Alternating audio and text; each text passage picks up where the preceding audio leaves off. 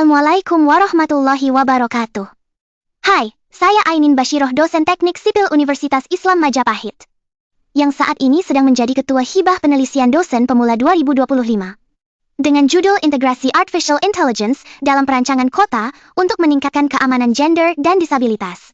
Hai, saya Ahmad Syaifuddin, dosen Informatika Universitas Islam Majapahit sebagai anggotanya. Kalau saya, Faizatul Syoliha, dosen Teknik Sipil Universitas Islam Majapahit juga sebagai anggotanya. Yuk, mari simak hasil penelitian kami. Sekidot. Halo semuanya, hari ini yuk kita ikuti sebuah cerita petualangan yang seru. Ini tentang sebuah tim penjelajah yang punya misi penting banget, menjadikan kota mereka tempat yang lebih baik buat kita semua. Oke, jadi cerita kita ini dimulai di sebuah kota yang gak pernah tidur, yaitu Surabaya.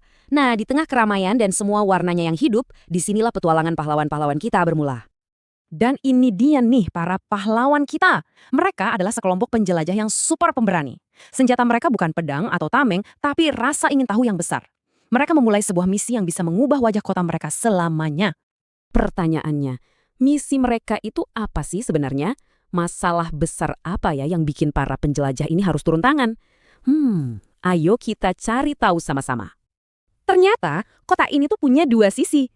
Kalau buat sebagian orang, wah ini surga banget, penuh kesempatan. Tapi buat yang lain, terutama para perempuan dan teman-teman penyandang disabilitas, kota ini bisa terasa seperti labirin yang penuh tantangan dan rasa cemas. Nah, inilah teka-teki yang harus mereka pecahkan.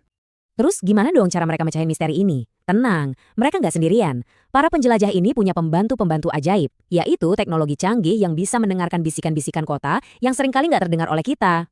Ini nih metode rahasia mereka. Pertama, mereka ngumpulin ratusan cerita dari warga di internet, terus asisten super cerdas mereka, yaitu AI, disuruh baca semua cerita itu, dan nandain lokasi-lokasi yang paling sering disebut. Akhirnya jadilah sebuah peta ajaib yang bersinar, yang nunjukin di mana aja suara-suara kota paling kencang terdengar.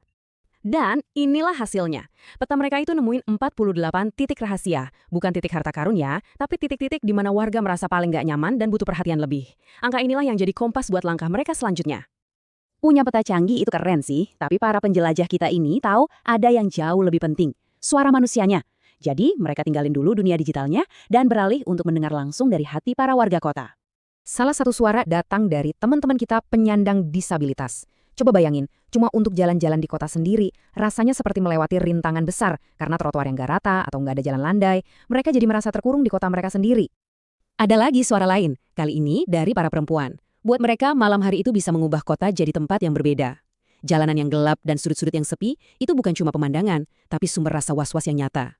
Nah, dari semua curhatan itu, para penjelajah kita mulai nemuin polanya. Mereka nyambungin nih antara apa yang dibutuhin warga, misalnya jalan yang mulus, atau rasa aman, dengan ide-ide solusi yang sebenarnya sederhana banget. Contohnya, ya perbaiki trotoar dan pasang lebih banyak lampu. Oke, berbekal semua cerita tadi, para penjelajah kita sekarang siap jadi arsitek. Bukan arsitek gedung tinggi ya, tapi arsitek untuk sebuah kota yang lebih hangat, lebih peduli, dan lebih ramah. Kira-kira apa aja sih idenya? Nih, ada beberapa. Jalur pejalan kaki yang aman dan nggak ada halangan. Halte bus yang terang benderang, jadi nggak ada lagi rasa takut waktu nunggu sendirian. Terus juga ruang publik dibikin lebih rame, biar semua orang merasa aman. Solusi-solusi simple, tapi dampaknya bisa luar biasa. Tapi kan ide sebagus apapun, kalau cuma di atas kertas ya percuma kan? Para penjelajah kita tahu itu. Langkah paling penting sekarang adalah mengubah cetak biru ini jadi kenyataan. Dan itu butuh kerja bareng. Jadi, mereka bawa deh cetak biru ini ke orang-orang yang paling ngerti. Kelompok perempuan, para pejuang hak disabilitas, sampai para perancang kota. Dan hasilnya keren banget. Semua setuju, ide-ide ini bukan cuma mimpi, tapi sebuah rencana nyata yang bisa banget diwujudkan. Dan disinilah kita nemuin harta karun sebenarnya dari petualangan ini. Sebuah pesan yang sederhana, tapi kuat. Kalau pengetahuan, kepedulian, dan teknologi digabungin, kita punya kekuatan buat membangun kota yang lebih baik buat semua orang. Petualangan para penjelajah di Surabaya memang selesai sampai di sini. Tapi sekarang, giliran kita. Coba deh dengerin baik-baik, cerita apa ya yang lagi dibisikkan sama kotamu sekarang? Dan peran apa yang bakal kamu ambil untuk nulis babak selanjutnya?